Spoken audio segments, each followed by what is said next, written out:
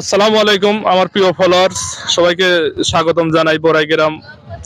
নাটোর জেলা বড়াই গ্রামে যে ঐতিহ্যবাহী একটা পার্কে পরিণত হচ্ছে, সবাইকে আমন্ত্রণ জানাচ্ছি।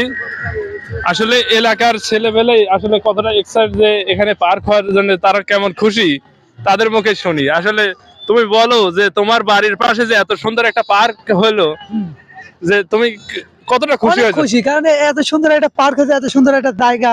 কারণ অনেক ভালো, আগে তো আমরা গেছি অনেক জায়গায়, কারণ এখন আমার এলাকার যখন পার্কটা হয়েছে, হ্যাঁ। আমার গ্রামেরও একটা উন্নত, আর কত সুন্দর সবাই ঘোরাফেরা করতেছি, অনেক ভালো লাগতেছে এখন নিজের এরকম থেকে। জায়গা তো আমরা কোনোদিন কারণ- পাই নাই আর কি আমার এলাকার। এটা তো মনে হয় প্রথম আমার এলাকার। হ্যাঁ। অনেক সুন্দর সুন্দর। জায়গা, সুন্দর লাগতেছে, মনে হয় ছেলে পেলে সবাই আছে একসাথে, আনন্দ পাচ্ছি, এটাই।